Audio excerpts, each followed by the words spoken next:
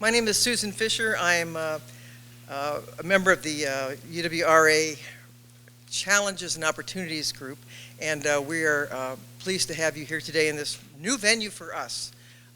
We've had a lot of comments from people saying the Eastsiders are feeling Eastsiders, Sun Prairie, McFarland, all those places, DeForest, would like something a little closer to home, and so we're going to try real hard to spread our programming out so that the same people don't have to cross the isthmus every single time we have a program.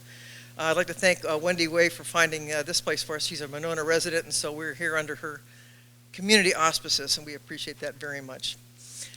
One of the real joys of being retired for my spouse, Kathy, who is in the back wearing proudly her her Wildlife Center t-shirt, is having time to explore new ways to spend our time.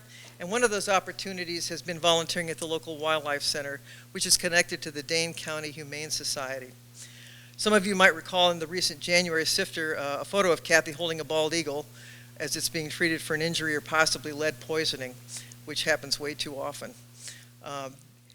That's certainly several steps away from Kathy's career as the bursar on campus, which I never saw her hold an eagle when she was the bursar. She mostly handled people and paper and checks. So we both volunteer at the center year-round, and we just love it. So this morning's program is entitled Wisconsin Wildlife Rehabilitation, Caring for Sick and Injured Animals, and we are pleased to have it presented by Jackie Sandberg, the Wildlife Training Supervisor at the Dane County Humane Society's Wildlife Center. Jackie holds a master's degree in conservation biology and sustainable development from our UW-Madison, which is one of ours, in addition to holding advanced state and federal wildlife rehab licenses. She's interested in the ornithological research, including fundamental effects of wildlife rehab on local population dynamics and the success of specific individuals in that way. Please join me in welcoming Jackie Sandberg.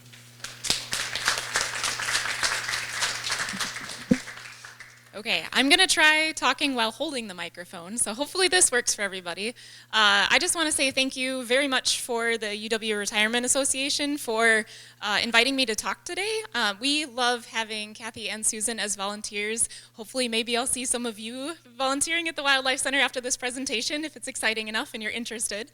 I, like she said, am Jackie Sandberg, the Wildlife Training Supervisor.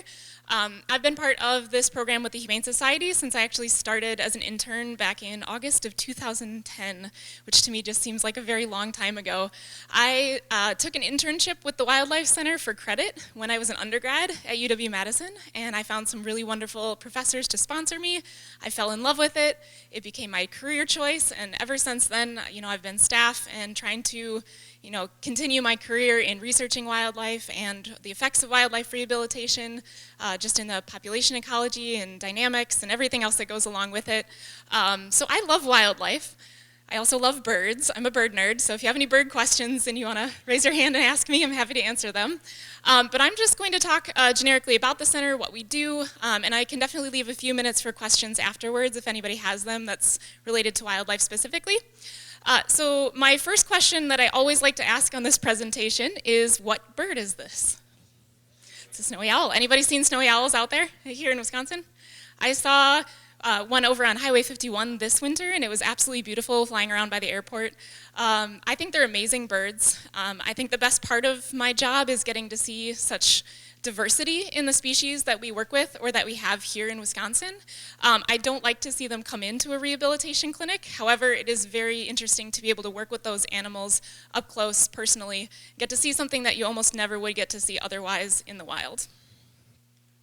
So the outline for today's presentation, we're going to talk about what wildlife rehabilitation is, why it's important in our community, and then the rehabilitation process, just a few of the basic steps.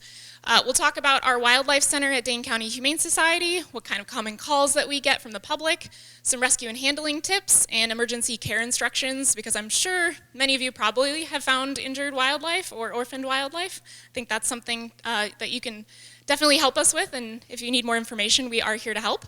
And then how you can help or get involved at the end. So wildlife rehabilitation, what is it, who can do it, and how is it funded? Does anybody want to give me a definition of what wildlife rehabilitation is? We have a lot of shy folks in the crowd. I did not bring candy, but anybody want to give it a try? Healing injured wildlife, that's a great answer. I think that's perfect. I'll add a few extra definitions in there. So the goal of wildlife rehabilitation is to provide professional care to sick, injured, and orphaned wild animals, so ultimately they can be returned to their natural habitat. So it is very important, first of all, that we're able to get animals back out into the wild as successful individuals, healthy individuals after they've incurred some sort of trauma or sickness. And then it's also very important that they have natural habitat to go back to. So we work very closely with conservation organizations such as Audubon and a number of others, making sure that they're getting the best out of the outcome, obviously, that we have for them. We work through the National Wildlife Rehabilitators Association. This is an organization that was set up back in the 1970s that basically brought wildlife rehabilitators from around the US together to share ideas, share techniques. We have a national conference that we attend every year. This year is in Texas at a beautiful, $3 million aquarium that I'm missing this year, but it's beautiful. And we talk together, have case studies that are presented, and it's just an amazing resource for everybody in our field. So it's how we learn to be wildlife rehabilitators through a manual, a very large one, that we read and study from to figure out what the minimum standards of care are for wildlife, what kind of diets they might need. If you have 6 squirrels in your facility, how much cage space do they need to run around? What kind of food do they need? What do they require for housing? So all of that is very important. And so when we get into the field, we learn from the people that have already been there before. And it's a great organization to check out if you haven't before, so NWRA. In the state of Wisconsin, we do have to have a license for wildlife rehabilitation. So at the basic level we've all passed an exam. We have a veterinarian that we're partnered with. So I'm not a veterinarian. I would love to think that I get to do a lot of veterinary work with wildlife, but I can't do surgeries, I can't prescribe medications. I'm able to partner with a veterinarian who does know all of those types of techniques and can help me to work with wildlife to rehabilitate them. So we all find a partner that we, for us, we're very lucky that we have partners at DCHS and UW-Madison that are able to sponsor us to work with these animals. We have to have a facility with protocols that are inspected every year by a DNR liaison, and then we also have an advanced rehabilitative sponsor, meaning it's somebody that's had 2 years of experience with a basic level license, and then they're having, it's basically a mentorship program where they have sub-permittees that they're training to become future wildlife rehabilitators. So I'm in my sponsorship process right now, getting to mentor lots and lots of interns and volunteers at the center. I have one of those advanced licenses. And it's really cool because we're able to work with very different species. We specialize in the care of certain animals. Now, if we want to work with birds, we have to have another permit through the U.S. Fish and Wildlife Service, and that allows us to work with any migratory bird species. So if we're working with, bald eagles or, songbirds like cardinals and robins, it takes 100 hours of experience over the course of a full year to obtain that license. And there are multiple staff at the Humane Society that have those licenses, including myself, so that we can work with, again, pretty much most native species here in our state. We do have to report to those agencies, so it's important that those organizations know exactly what kind of wildlife are coming into our center and why. So for me, every single animal that comes through gets its own individual number. They know where it came from, what happened, did they get hit by a car, or did they just find them on the roadside? And then we have to report back, did it get released successfully? Did it die in your care for some reason? All of that is very important so that they can look at how many animals are being injured in certain areas or regions of the world, or in our case, the US, and be able to try to figure out if there's any information they can glean from that. So definitely important, we do that every year, and then also some quarterly reports for carnivores. So the DNR cares maybe a little bit more about how often we're getting fox or coyote, or some of those more dangerous, I like to say, species. And that's all part of our licensing requirements. Legal requirements for the public is a little bit different than those of us who have a license. So how many of you guys knew that you have 24 hours to get an animal to a rehabilitator if you found it? Anybody? Like 2 people? So, yep, that's what happens in most presentations. This is a very little known law. Most people don't know that you only have 24 hours to bring it to someone with a license. The reason this law is in place is because most of these animals are coming in injured, right? And so the sooner it can get medical care, the better that animal is going to be. And then second, we see a lot of young animals during what we call baby season, which is April through October. And if we have baby animals and they're raised alone by the public, so if you guys found a baby squirrel, for example, and let's say you didn't know where to bring it and you kept it and you thought, okay, well, I'll try this myself. First of all, not legal without a license, so not able to raise or care for wildlife without it. But if that animal's with people for too long, it might not know its own species. And we want to get those animals to a rehabilitator. Sure, sorry. I do talk very fast when I'm excited, so I'll try to slow it down. So basically, if you have a young animal, I want to get it to our facility so that we can rehabilitate it with its own species. Yes, this is a great question. She asked basically how you get an animal to us within 24 hours when we asked folks to call for an appointment and set it up. And maybe you found something on a Friday night, which, by the way, bald eagles most commonly come in on Friday evenings. We found that in our statistics. So every Friday we seem to get the bald eagle calls. Yes, it is a challenge. We actually see 6,000 phone calls a year from the public, which I think I might have a slide on. It's really a difficult thing to manage, but we make sure that that person has either overnight care instructions if they can't get it to us right away. We have lots of PDF resources on our website about what to do when they find certain animals. And we generally tell people don't feed them, don't give them any water. It seems kind of counterintuitive, but you want to make sure that it gets the right care possible. And so the sooner it can come in, the better. Although we're not 24 hours, we are open in the summer from 8 a.m. until 9 p.m., which generally gives people enough time, hopefully, to get that animal to us. But it's not that we're not going to be reporting anyone if they don't get it in there within exactly 24 hours. You know, maybe it's 26 hours. We're not going to send the DNR a report and say, hey, this person did something illegal. It's more a law for education about the quicker an animal, instead of holding on to that squirrel for 3 months, getting it in within the next day is definitely critical for that animal, if that makes sense. We are open on weekends and holidays, so yes, all the animals still need food and medications. So yeah, that is a nice thing, and you can always call because we have reception volunteers that man our phones all during the open hours, so you should generally be able to get a hold of someone, which is great. Yes? Great, that's a good question. How do people bring us animals? I'm going to save that because at the end of my presentation in the rescue section, I have all of those answered for you, I believe. So when we get to the end, we'll keep going into that. But yes, if you can, bring that animal in within 24 hours. That's going to be the best for that patient. And then also during the bird season when we have breeding birds, right now great horned owls are sitting on their nests and on eggs. We need to make sure we're not disturbing the nest of any migratory birds or collecting their eggs, their feathers, and nests. That's all part of the Migratory Bird Treaty Act laws, which I know has been kind of up and down in the last few years, but we still tell people, we want to make sure those birds are able to fledge successfully out of the nest so that they can survive. That's going to be the best option for those patients. A veterinary license actually also doesn't give you the ability to care for wildlife or treat wildlife necessarily.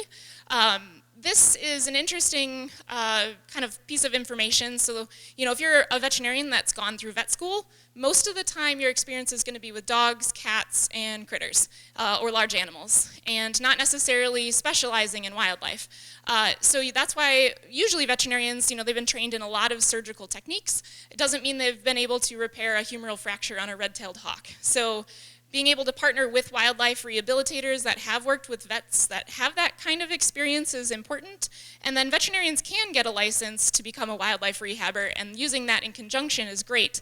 But generally, we work together in a partnership so that rehabilitators do all of the aftercare, after surgery, and after treatment. Funding for wildlife rehabilitation, in Wisconsin at least, we don't get any federal, state, or county allotments, unfortunately. We are a nonprofit, so I'm sure that was already mentioned, but we're part of the Dane County Humane Society, which means all of our donations come from the public. So there's no funding other than that. Most of the time, if someone brings us a bunny with an injured leg, we ask in the reception area, hey, are you able to chip in $20 towards its care? Something like that is going to be able to allow us to actually treat the animals in our facility. It also means we're highly dependent on volunteers. So like Susan and Kathy, they are amazing for helping us with the raptors and the songbirds and everything else every week. And then there's not a lot of people out there paid to do wildlife rehabilitation. I feel very lucky that I have this job. We're not making multi-millions of dollars or anything, but we call it a labor of love because we really do love wildlife and want to be able to help and give back into the conservation community. Okay, so this is a list I came up with a few years ago about why wildlife rehabilitation is important. First of all, we're here to save the lives of animals that couldn't care for themselves. So does anybody know how often baby birds like this might be fed by their parents in the wild? All day long, sun up to sundown. We feed these little guys every half an hour, 14 hours a day. So we have dedicated volunteers in front of our incubators. They all have mirrored one-way glass on them, and we go in and we feed them every half hour, lots of worms. If these guys were found in the wild and their parent got hit by a car, they're not able to come back and feed them, ultimately they would starve to death. And so for us, we're able to help those orphans. So we do a lot of work to help these birds, for example, to fledglings. So it's a lot of hand-rearing orphaned wildlife when that happens. But otherwise, obviously, they wouldn't have any sort of help in the wild by themselves. We are also here to end suffering after traumatic injuries. Can everybody see what's wrong with that bird in the photo? Everybody see right here? Yep, there's a bone that's exposed. It's a very sad picture, I know. It's always the hardest one that I have to show on a presentation. But the reality in working with wildlife is that it's very difficult seeing so much trauma coming through. Probably about 50% of your cases coming into a center might look just like this. And it's because a raptor, for example, might get hit by a car, it breaks its wing, and then it's down on the ground for sometimes days, sometimes weeks before someone actually picks it up. It doesn't always happen right away, and I imagine most people aren't comfortable just picking up a raptor and putting it in their car, which I'll get to at the end of the presentation. They're dangerous, obviously, but they're also suffering when that happens, and if I can't get treatment right away, what can I do? In the case of this bird, this bone is dry. Unfortunately, it's dead.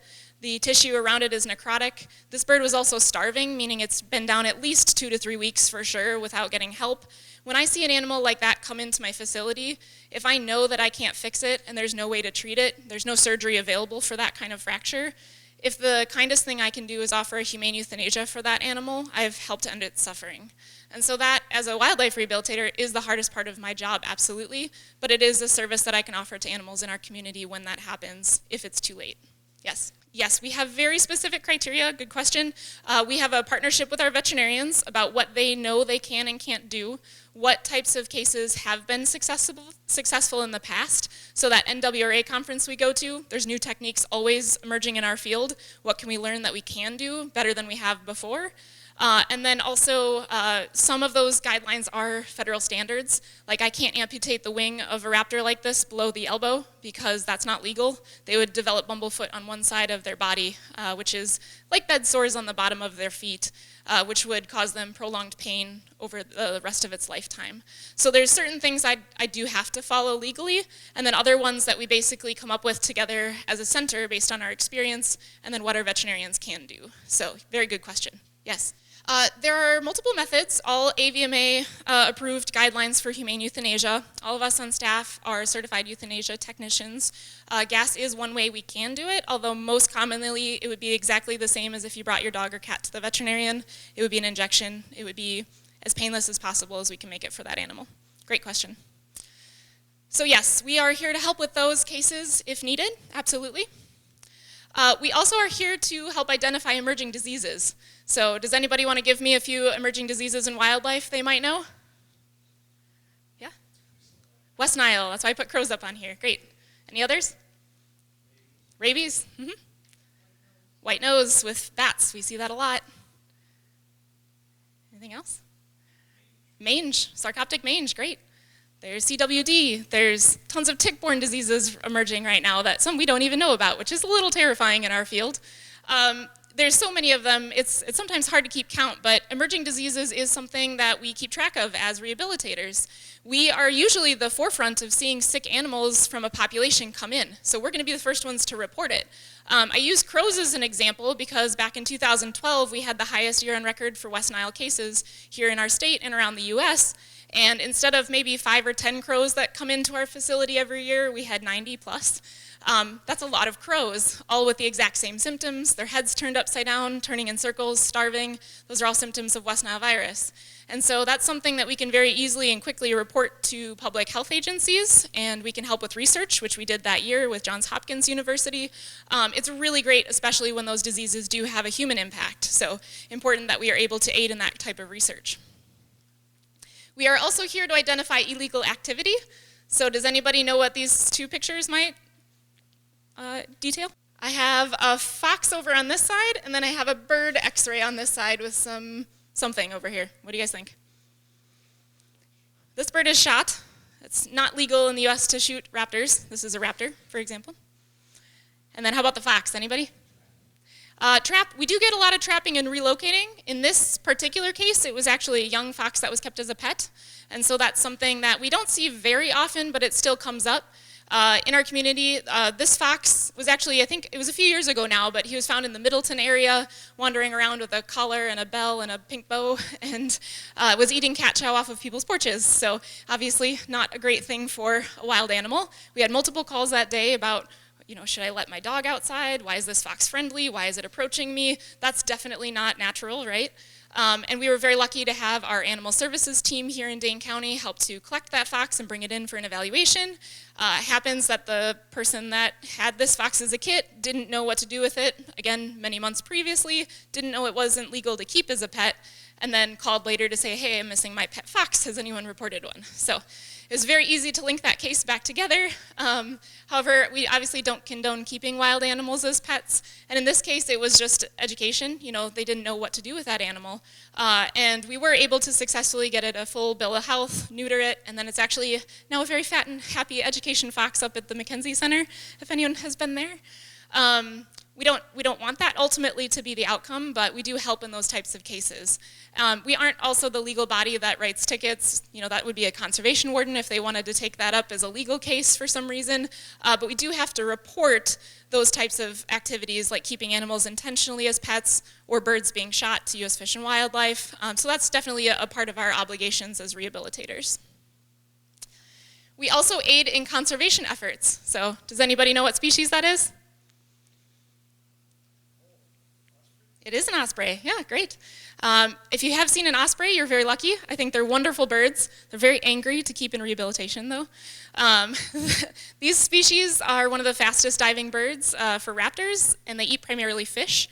They are considered a threatened species here in Wisconsin, and when we work with threatened or endangered species, it's so crucial if I can help use any sort of funds or techniques to work with those animals to get them back out into the breeding population. For genetic conservation of low individuals, that can be very important.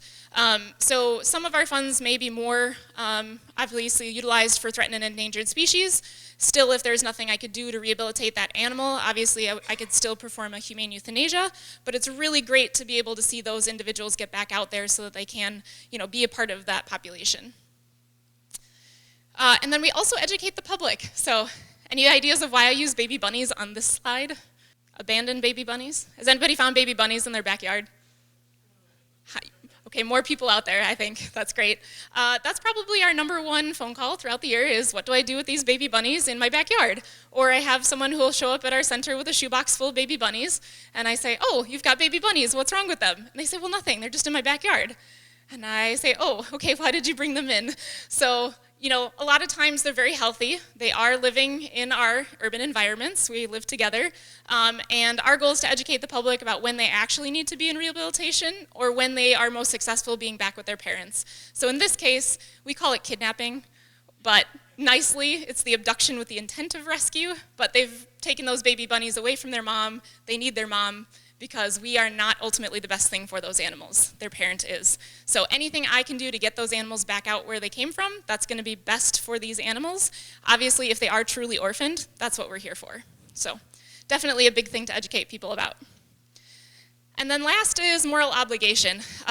You heard lead toxicity as something with eagles. We just got another swan in last night from Tenney Park area that has lead levels higher than we can analyze. And so that's the second one this winter already from the Madison area. Lead toxicity obviously is not a fun thing to go through, and we have a lot of lead in our environment just from our history of using, lead sinkers and using it for shot in hunting. It doesn't just degrade in the environment, it doesn't go away very easily or quickly. So we still see it all the time, especially in our waterfowl and our raptors. And then obviously living in a lakes region, you can see this seagull here, for example. You see there's a fishing hook through its beak. They see a lot of fishing tackle, the shiny fish. They think it's food, and then they fight over it. Sometimes multiple gulls stuck together with a fishing hook, sometimes one gull with a hook through its beak and through its foot.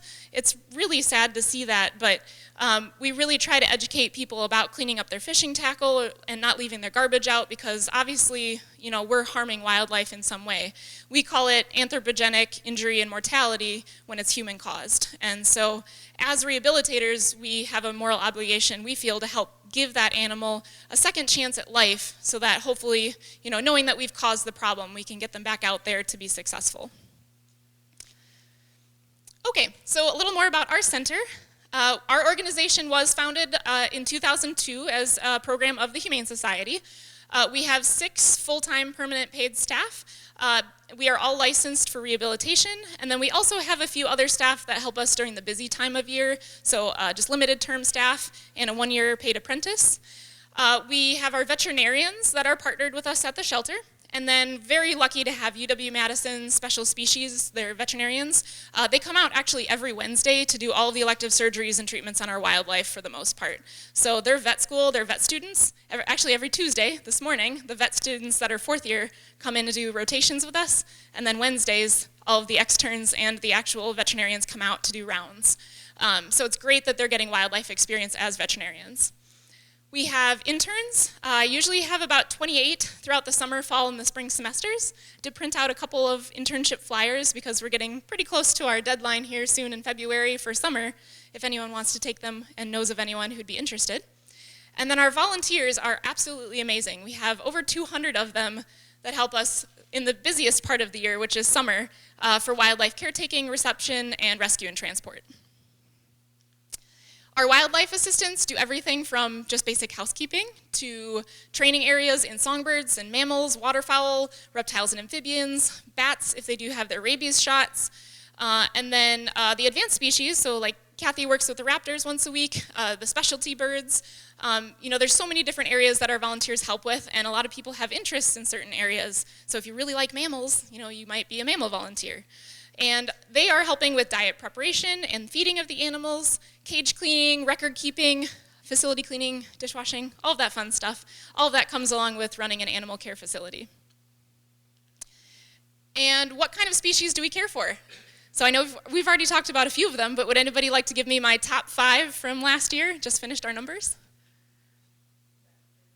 Raptors are high on the list, although I don't categorize them together. I'm doing this as individual species. We do see probably over 150 to 200 raptors a year. So, squirrels is on the list. Bunnies is number 1. 721 eastern cottontail rabbits came in last year. Squirrels is on there. Anything else? Robins, it just almost made the list this year. It's the number 6 on the list. Turtles, 320 snapping turtles last year. We had to put it on the top 5. So you might have 12 ducklings and 6 of them get to go to water with mom and the others are left stranded because they couldn't cross the road at the right time. So that's why we see so many ducklings in our area. Wood ducks is also very high on the list, but those were our top 5 species last year. You can see that's a huge portion of our intake, but it doesn't mean we don't see variety. We actually had 157 different species that came in last year. So we're not just working with bunnies and squirrels. We obviously work with snakes and large carnivores, pileated woodpeckers. If it's native to Wisconsin, generally we work with it. As a center, we take in over 4,000 animals a year. So when I first started, it was about 1,000 a year. I think because people maybe know more about us in our community, have heard about our program, more people know where to bring the animals. But we also are in a very urban area. And so obviously wildlife are coming into conflict with people all the time. And so we see a lot of injuries. There's a growing need in our field, especially in urban centers, for rehabilitation. But this makes us the 3rd largest in the state of Wisconsin behind Milwaukee and Green Bay. So definitely need for more rehabilitators, but you can see that's a lot of patience. The species we don't rehabilitate, we don't work with white-tailed deer just because none of us on staff are licensed for deer, but we also are a hot spot for chronic wasting disease here in not only Dane County and the state of Wisconsin, but just in the Midwest area. And then we can't work with skunks because those are prohibited in our state statutes, being a high-risk rabies vector species.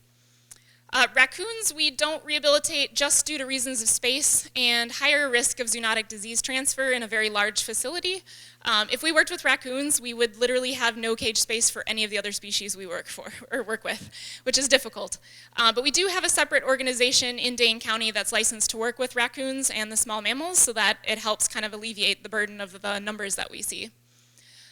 We don't work with non-native or invasive species, so house sparrows, starlings, and mute swans, just because they're so detrimental to our native bird populations. And from a conservation perspective, our goal is to try to help those that need it the most, which might mean those that are of conservation concern.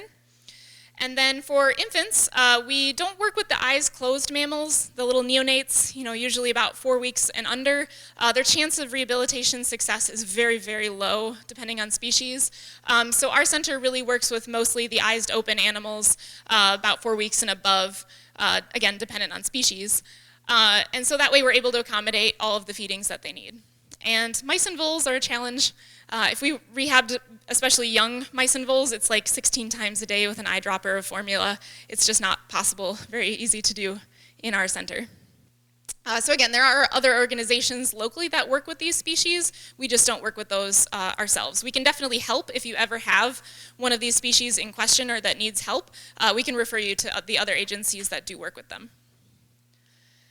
Okay, so a little bit about the process. Basically, we see most of our animals come in hit by cars, colliding with windows, especially during the migratory periods, dog and cat bites, neurotic behavior, parasites, emaciation, meaning that they're starving, dehydration, and then toxicity. So wide range of different reasons for them coming through.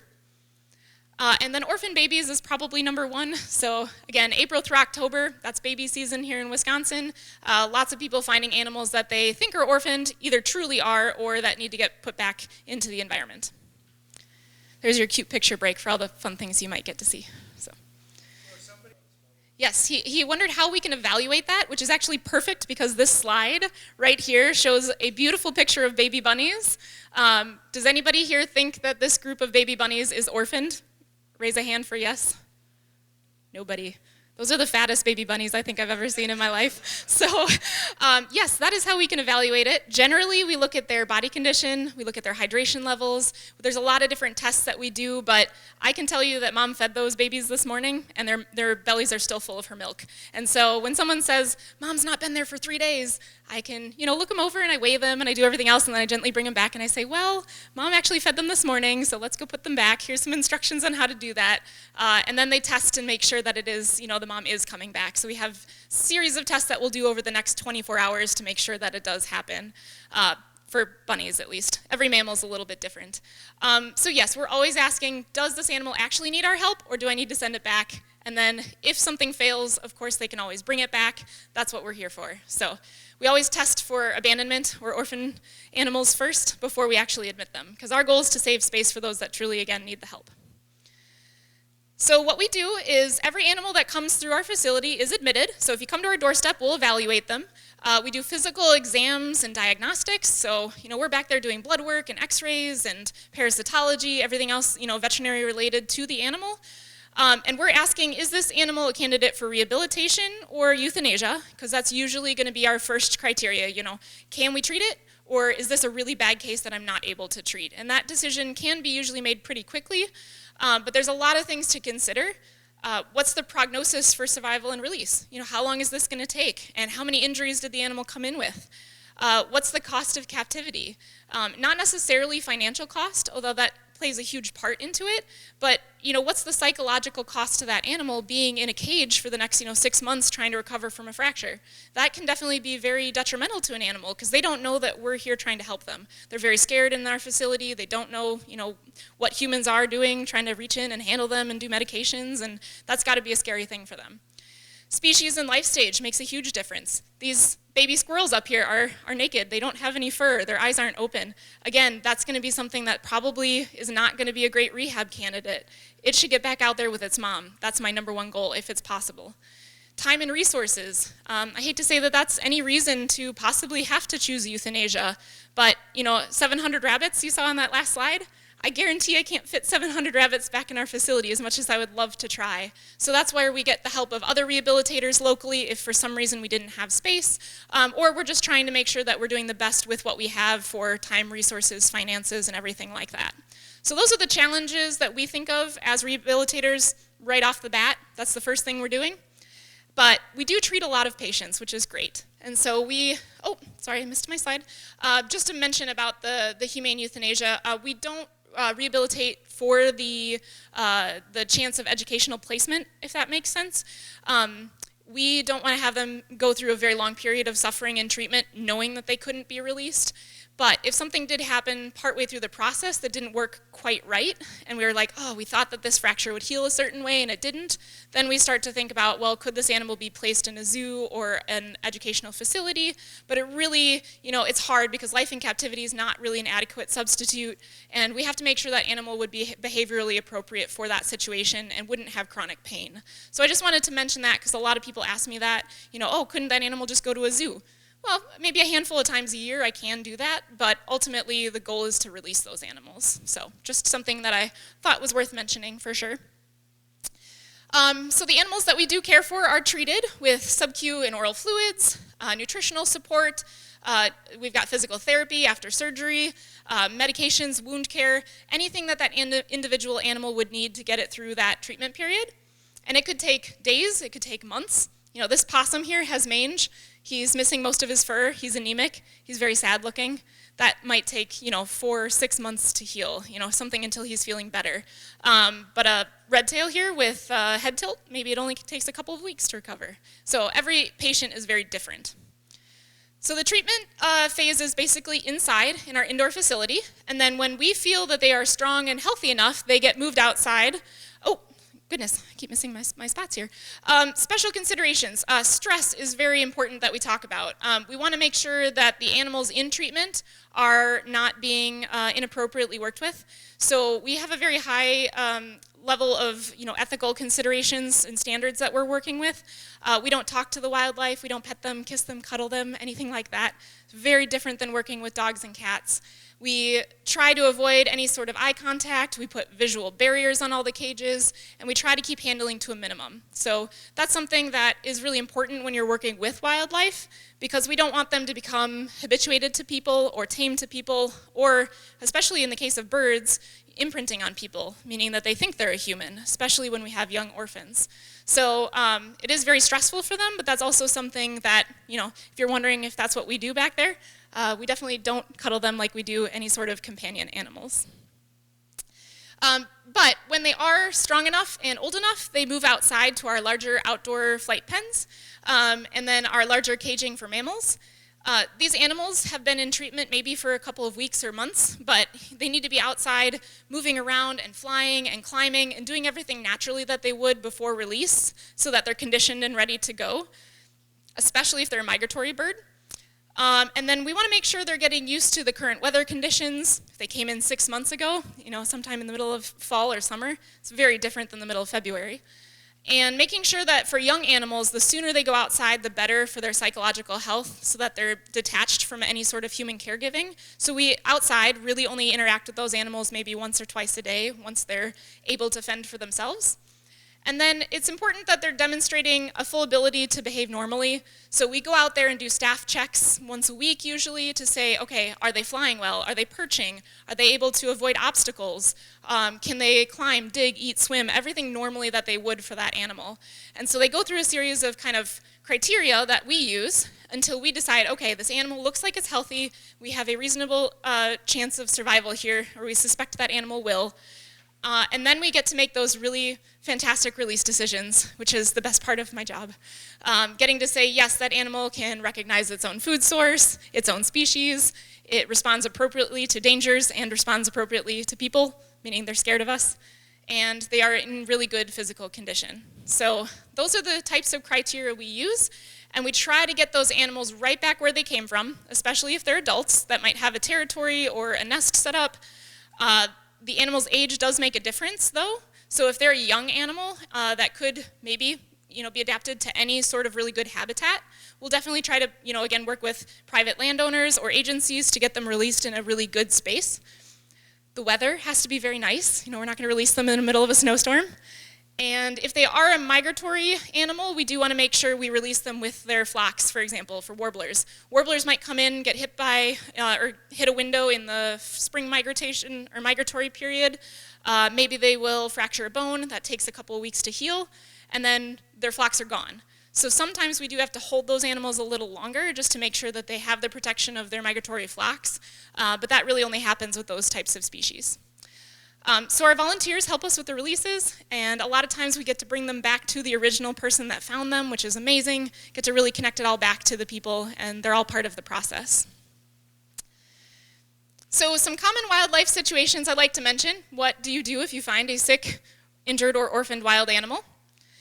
First of all, just a list of criteria I have, I think most of these might be pretty obvious, but if any dog or cat bite was involved, that animal probably should be seen by a rehabilitator. It happens a lot during the summer season when there are babies on the ground. So if you have pets at home, something to be aware of if they bring you the baby bunny to the door, probably some sort of risk of injury. If the animal's actively bleeding, it probably should be seen. So if you see that, then definitely it probably needs to be contained and brought in. If the animal's visibly injured with a droopy wing, a broken leg, basically if you can walk up to an adult wild animal and put them in a box, there's something wrong. They should be able to evade capture, so that's definitely a criteria to use. If the animal was seen hit by a vehicle or other moving object, so it's not just cars, we have a lot of motorized vehicle accidents with like weed whackers and lawnmowers, bikes on the bike paths actually still happens very commonly as well. And if the animal is displaying any type of neurological signs that would be abnormal, that is something to worry about, especially if it's a high-risk, rabies vector species, like a woodchuck circling in your backyard. We would definitely encourage you to call Animal Services, which I have their phone number on a slide later. Somebody that might be trained. So I know someone asked about, people trained to be out there to capture wildlife. If you're in Dane County, you're lucky. We do have services available for that with our animal control. If the animal's heavily parasitized with fleas, ticks, maggots, or fly eggs, usually that means there's an underlying cause of some other concern. So if there's a lot of heavy parasitism, there's something else wrong. If they've been trapped in an area for longer than 3 days and look unhealthy, the number of baby bunnies down the window well calls we get is pretty staggering. So they sometimes hop themselves in and fall down and then they can't get back out. So it could be as easy as putting a 2x4 down there and letting them have a ramp to go back out. But sometimes you have animals stuck in chimneys and in garbage cans. Definitely call us for advice. We can help you out there. And if the animal hit a window, so again, coming up here soon, spring migratory period, be on the lookout, especially if you're on campus. I know we do have the Bird Collision Corps through Audubon. If you haven't heard of them, definitely great to check out and volunteer for. But those birds can sometimes come away with skull fractures, with wing girdle fractures, blood in their mouth, something like that. If you see anything abnormal, I would definitely encourage you to call us to bring them in. But you can let them sit in a low-stress environment for about an hour, test to see if they could fly away. But when people test them, I really try to strongly encourage a tall garbage can. If a songbird can fly up and out of a tall garbage can, then I would probably say maybe it was just stunned. But if you put them in a little shoebox and then they just hop out and then run under the bushes, you've now lost that bird and have to try to catch it again. So something to think about for sure, but generally we say err on the side of caution and you could bring them in. And if it's a baby animal that has truly lost its parent, and that's where we need to make sure that it was the correct parent or that a parent has truly abandoned the nest or was killed for some reason, then those orphans would be able to come in here to the Humane Society. So most commonly, it's the eastern cottontail rabbits. I found a nest of baby bunnies, what do I do? I haven't seen the mother around all day. Doesn't mean that mom hasn't been there. Does anybody know how often mom bunnies feed their babies? How many times a day? Twice, close. They're crepuscular, meaning they come at dawn and dusk to feed them. So if you're sitting out and you're gardening all afternoon, you won't see mom. She's somewhere hiding, trying to stay away from her nest so that predators don't come to them. So that's something not a lot of people know. If If you saw a dead rabbit on the road last week, it doesn't mean that that's the parent. There are dad bunnies out there too, so just keeping that in mind. But if you're monitoring it very closely, that might be something, you would trust someone that's been watching every single day, and all of a sudden for 2 days, mom's not been there. That's abnormal. I have a dog, he'll eat the bunnies. That's probably our #1 phone call. There are tips and tricks that we can give you to keep the dogs away from the bunny nest, or we encourage people to try the dog parks for a couple of weeks just until they are done with their developmental period. It actually takes rabbits from birth to development only 4 weeks until they're totally independent. So most people find them at 2 weeks old. It's only another 2 weeks until they're gone, so something to think about. And they also say we have stray cats, foxes, and coyotes in the area. Yes, we do. We have a lot of them. Yes, rabbits are one of their prey sources, but bringing them into rehabilitation, again, is still not the best outcome. Mom will try to protect them. She's put them in a safe spot. That's her prerogative, and that's what she wants to do, and we want to give her every opportunity to raise them herself, even though we know that predation does happen. So we want their chance of success to be the best, which means with mom. They'll eat my garden. That's another good one. So lots of things you can do, low-lying fences, cocoa timber, coffee grounds, lots of tips and tricks for you on that one. Yes, they do eat vegetables. And what we do is we tell people if you think those rabbits are abandoned, do a grass, sticks, or yarn test in a little tic-tac-toe pattern across the nest. Usually mom will come over, she will move everything aside, any of the belly fur that she's put down to layer the nest. She'll move it aside to let them suckle, and then she'll hop away again. So if you put a little tic-tac-toe pattern over the nest, most of the time you'll be able to tell it's been disturbed. Take a picture of it with your phone, compare it to yesterday. It's a really good trick. Flour can also work in a ring around the nest to see if she's hopped in, but that's very weather dependent. And when in doubt, just send us a picture. Our email address is right there, wildlife@giveshelter.org. We have them on the brochures. If you either text a photo or email it to us, I can very easily, usually, tell if they've been fed by the photos like those baby bunnies before, if they're very fat, if they've been fed. That's pretty easy. So. For squirrels and raccoons, reuniting or renesting is definitely something we do. I have a great video here, but I think I won't play it because it's on a different screen right now. But you can check out Squirrel Mom to the Rescue on YouTube. It's a great one. It shows someone that cut down their tree and didn't realize squirrels were inside. And the squirrels, usually rodents, especially also chipmunks and raccoons, they make about 3 different nests during the breeding season. So if one of them gets disturbed or destroyed, she will one by one take those babies to one of her other backup nests. So that's really cool, very smart on the behalf of squirrels. But if a squirrel drops from the nest from one of these drays, or if it's in the hollow of a tree, you can actually just put them together in a little shoebox right at the base of a tree or right on top of the stump if you cut it down. Just give her a couple of hours and generally she'll move them one by one, which is really great. For nestling and fledgling birds, most commonly we get people that call and just say, oh, there's a baby bird, it's down in my yard, it can't fly. We say, well, that's natural, that's good. Robins, for example, they need to spend time on the ground to learn how to be a robin. What do robins eat? Worms. So if they just fledged from the nest and flew and never learned how to get worms from the ground, they'd probably not be a very successful robin. So yes, they're on the ground sometimes 7 to 10 days before they actually fledge. So they'll fall from the nest, take that first leap of faith off the edge, and then they fall, and that's okay. They run around, parents bring them worms, encourage them to listen to the ground, pull out the worms. So that's something that can be very natural for certain species. Swallows, on the other hand, they never should touch the ground. So it really depends on what kind of songbird, but you can always send us a photo. And then also their age is different. This is a tiny little nestling, doesn't have a lot of feathers. He's mostly pink and naked. He's not ready to fledge yet. He's too early. He's come out of his nest prematurely for some reason. He needs to go back up or come into rehabilitation. This guy has most of his feathers. He's kind of got his little juvenile tufts, fuzzy tufts is what I like to call them. He's ready to be on the ground, but he does not need to come in. So other things, we get a lot of comments about if you've touched a baby animal, mom's not going to care for it anymore. Really, we've found over lots of years of practice that that's not the case. Birds will accept other birds that aren't even theirs. Mammals, generally, unless they're like a carnivore species, tend to be pretty okay with, for someone touching it and putting it back, like rabbits. So that doesn't mean that that parent will abandon the nest. And then if you have it in a box and another bird is attacking the baby or you when you pick it up, generally that's the parent trying to defend its baby. So that's another good sign that the parent is still around. But knowing your bird species can help to know if they're still in the area. Nuisance animals, we get a lot of calls about nuisance woodchucks digging dens in the backyard, foxes with mange in the neighborhood, especially in the Madison area, possums interacting with dogs because they might be underneath your porch, and squirrels nesting in the attic. Those are probably my top 4 calls there. We really encourage people not to trap and relocate any animals because anywhere that you relocate them, first of all, you need permission, so it has to be a private landowner. You wouldn't get permission from the city. And then wherever you release them, they're now in direct competition with other animals. They don't have a home to go back to. They're probably not going to relocate well, meaning they're going to get predated upon very quickly or end up dying.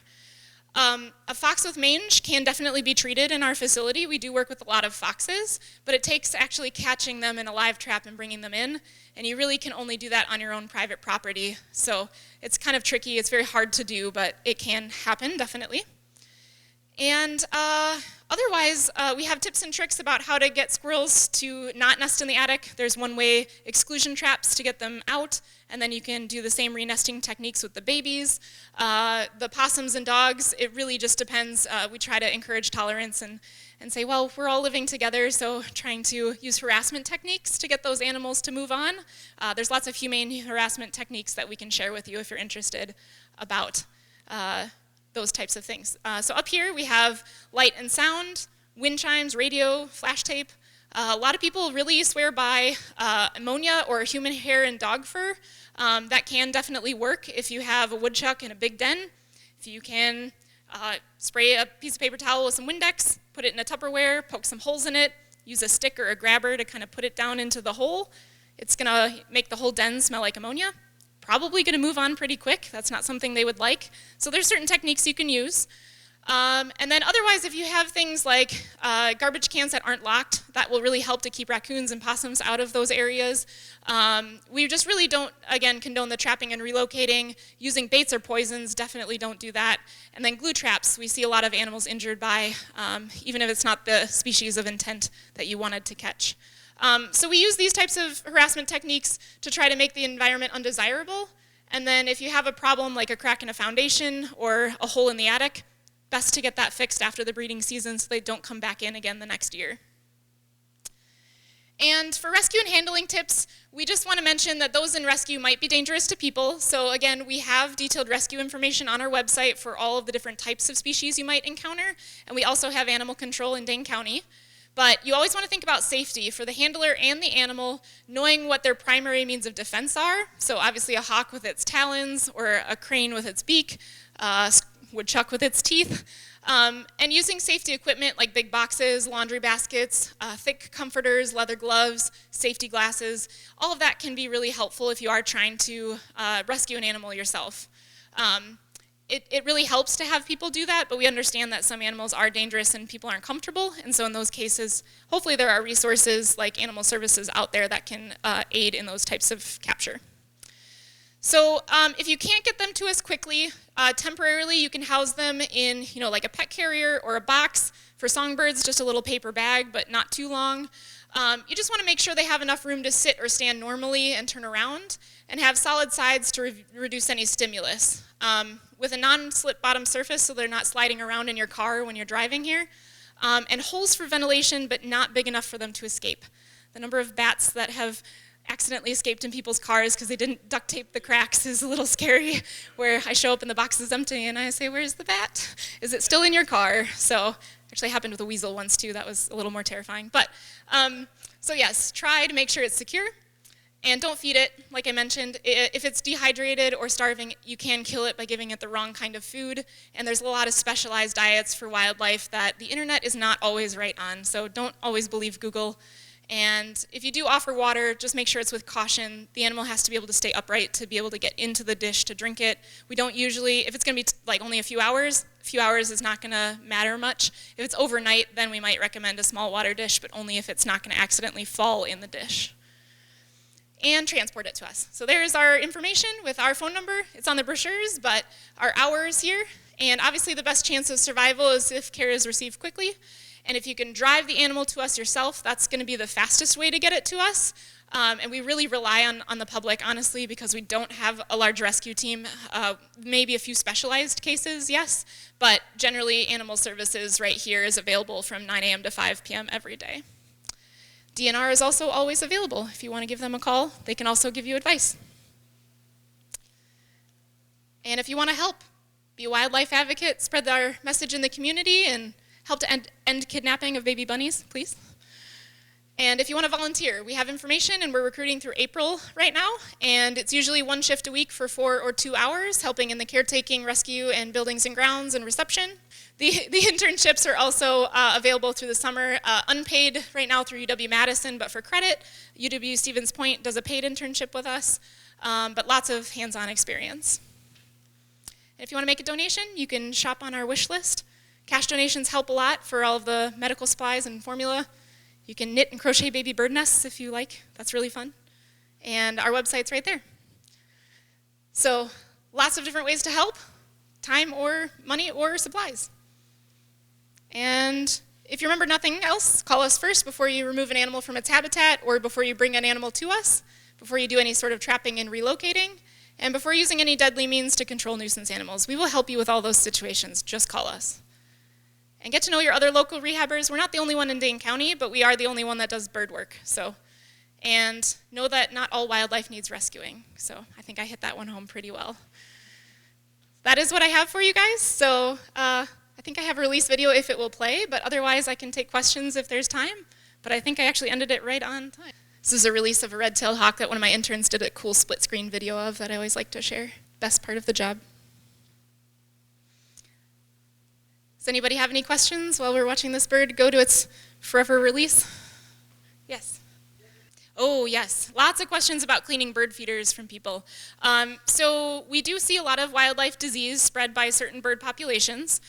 The number one bird disease we're going to treat, or avian bird disease we'll treat, is conjunctivitis.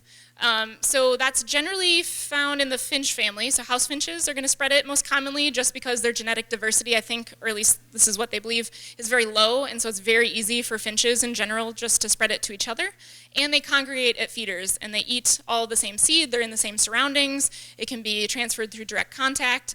And it can live in the environment pretty well. It's a bacterial mycoplasma. And so we really encourage people to clean out their bird feeders as often as they can with a 10% bleach solution. So generally once every few weeks is great. Even if you did it once a month, that would help. So if you can take the feeders down, empty any remaining seed, bleach out your feeders, and then scrub them clean, bleach them out, and then put them back, that would help to reduce the spread of that disease. It doesn't mean other birds can't be affected, because we have seen other species that can get it. It's just much more common that it's in the finch family. There's also avian pox, which is spread usually through mosquito-borne vector and through water sources. So cleaning out your bird baths can also be a really good thing to do. Again, making sure to bleach it out really thoroughly. So let it dry, give it a couple days maybe before putting the feeder back if you can. That all just helps in general. So yes, great question though, thank you. Yes? Yes, his question was about reducing the risk of imprinting, and especially again for birds which go through a critical period in their development. They're the ones that most people are going to talk about when we are, when imprinting is the topic. We do actually. So in our training materials, for example, for raptors, the young baby owls that are going to be coming here in the next couple of months, when they fall from their nests, maybe they're only in our center for a day, they're in that critical period where they could imprint on people. And so we make sure that our volunteers are wearing face masks with a camouflage. We use a puppet, actually. We have different puppets at the Wildlife Center of different types of species to try to block not only us, which are already restricted by a face mask, but have a puppet in front of us so that they think that maybe, for example, a great horned owl is seeing a parent great horned owl feed them with the tweezers. And that's if they're very young. Other ways might be sometimes co-housing with adults, and that really depends on the behavioral temperament of the adults. But for example, mourning doves, maybe I have an adult mourning dove that came in with a broken wing, and I have 3 juvenile doves that still need to be hand reared. If I can put them together in the same cage, they will learn from the adult. Sometimes they'll beg at the adult. The adult is probably pretty annoyed because it's not their kids, but It does actually help, again, to reduce the risk of imprinting. So when we can co-house, that's definitely going to be one that we would use. But as for people, it's just mostly, again, visual barriers on the cages. We have a rule where we don't even talk in that room if there's a baby raptor, for example. And then for the songbirds, that one's a little trickier because they're being fed every half an hour. That's a challenge.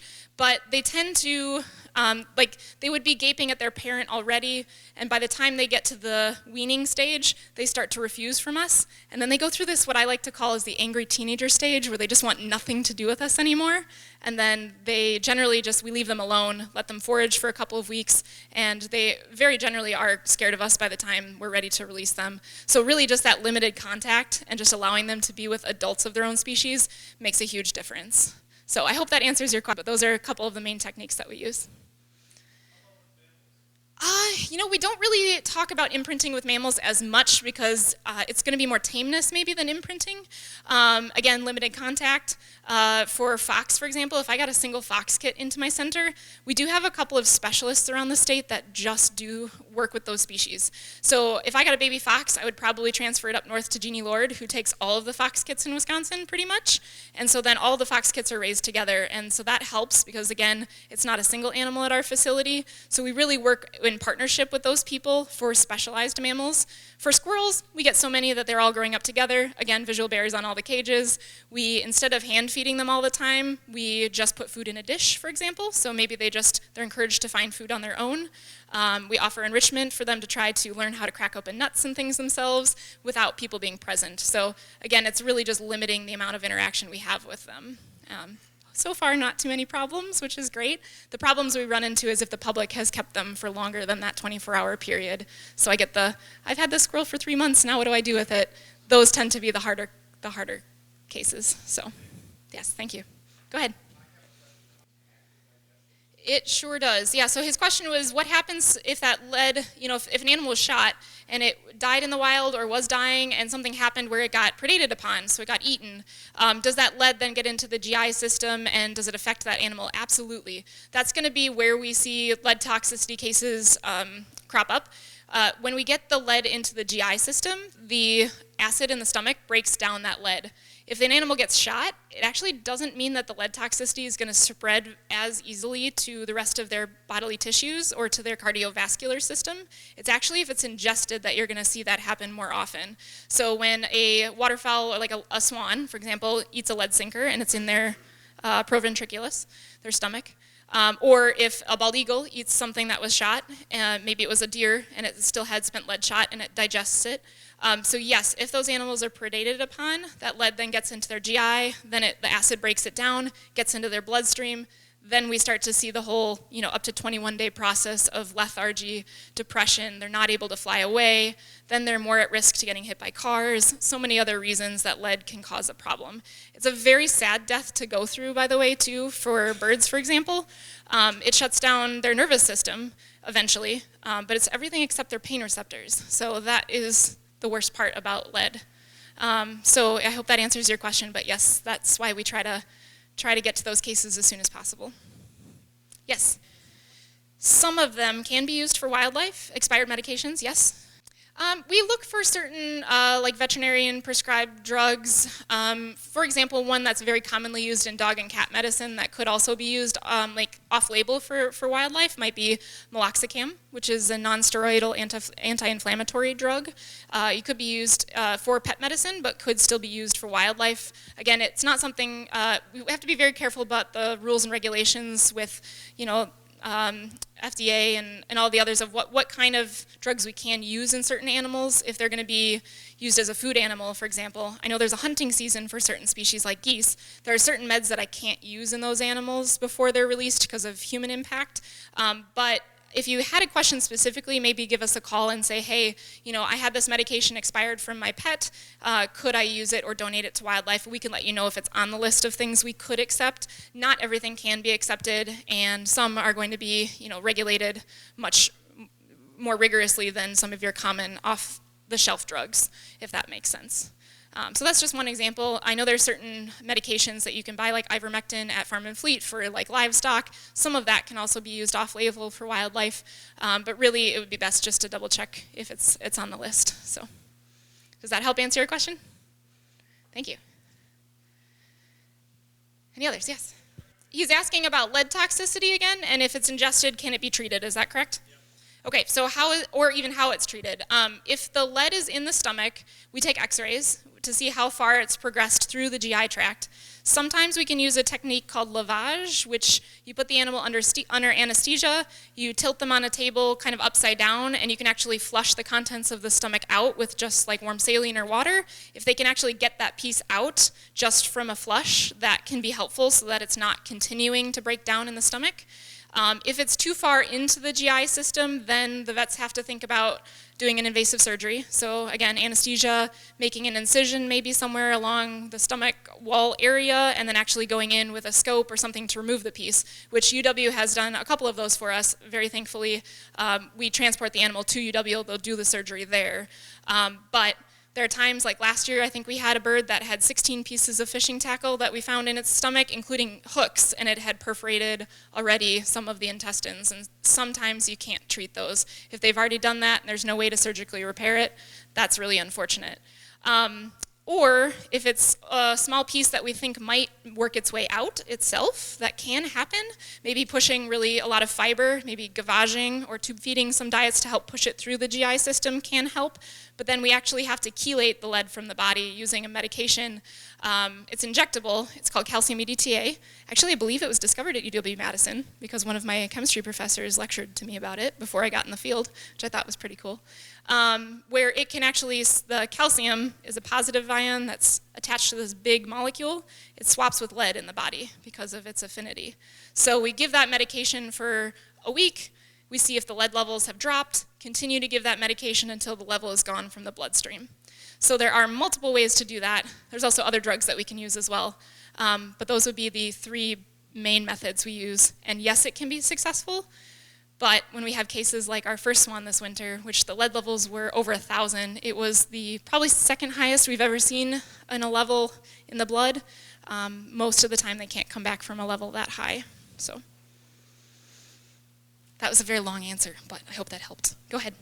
Yeah, and it's probably the hardest thing to battle as a rehabilitator, whether you choose to, we hear that phrase very commonly. So he's asking about, do you let nature take its course, knowing that that might be something that ultimately does happen to an animal naturally in the wild? I'm sure it happens so much more frequently than we even experience in an urban setting. We're here, we can see it happen in our backyards. What about somewhere 2 hours away where there's no people living? It happens probably all the time.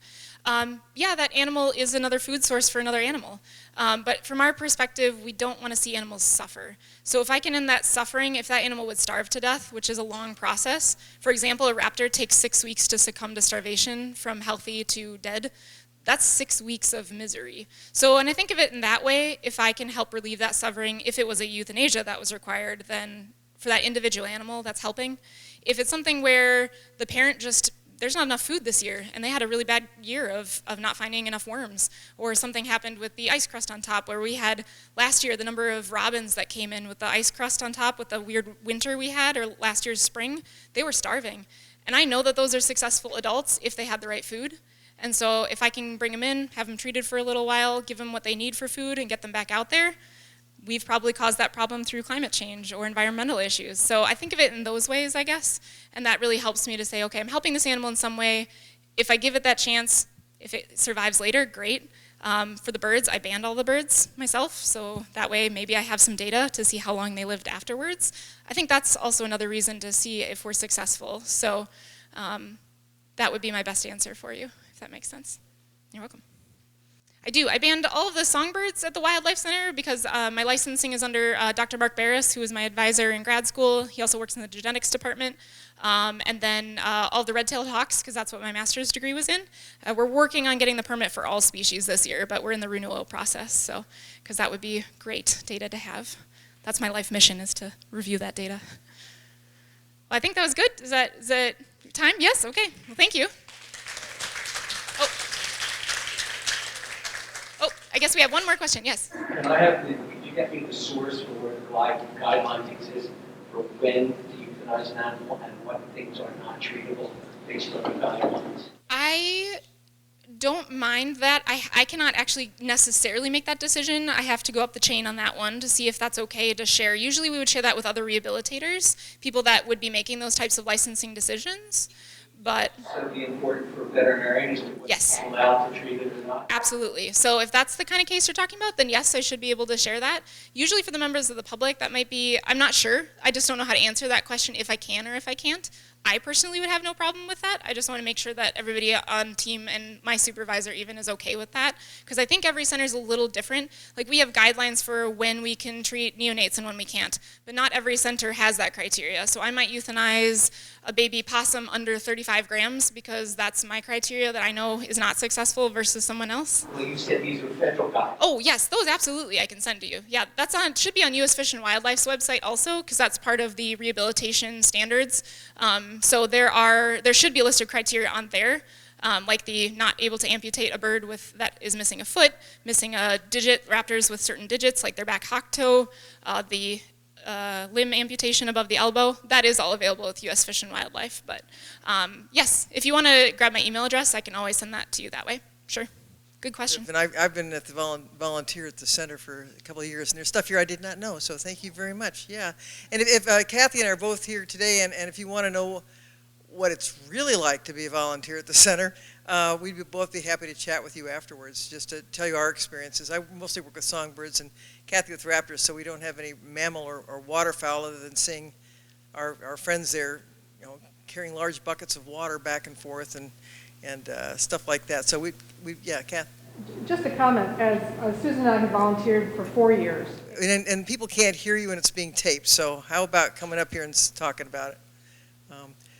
As Kathy's on her way, you mentioned baby owl time, so there are some volunteers who re-nest these owls. They are tree climbers, and they've got to go up and they talk about, it's raining owls, raining owls this week, and they take those babies up and they look for the original nest. If they can't find it, they re-nest them in anybody's nest because they say they can't count. They'll feed anybody. So there's a gift. If you have a gift of climbing trees, completely, they get all equipment up and up they go and re-nest those owls, which I think is very cool. Yeah. So, hi, I'm Kathy. Just a comment, if you have any interest in wildlife of any of these kinds, really highly recommend volunteering at the organization. They provide excellent training. You don't have to come in and say, I've never done anything like that. That's what most of the volunteers are coming in. The organization, excellent training, whether you want to be involved with a volunteer opportunity where you're actually handling wildlife, or if you want to just be in the background doing housekeeping tasks or helping with the phone calls that come in that can prevent a lot of these animals from being brought in. If you can, those volunteers get trained in how to troubleshoot, how to make the whatever situation better. Often the animals don't ever have to come in. So there are a lot of different opportunities. I love working with raptors, all of that. Susan works more with incubator birds. And then there's just all sorts of opportunities, and the training is amazing. Staff are amazing, the other volunteers. I've learned so much, and it's really a positive environment. And if you have the interest, there's a place for you. So. All right, well, I want to thank you for coming today, and especially giving us a shot here at a new venue. We're really excited to find something on the east side that I think will work. We got some feedback from Kathy going, what's with the tables? They're getting in my way of feeling like close enough. So that's something we'll think about if we're here again in the future. Please make sure to leave us your evaluations, and thank you again for filling out the survey, and for filling out the survey for our strategic planning process. And Jackie, on behalf of the Retirement Association, just a little something for joining us here today. And one more time, let's have a round of applause for Jackie.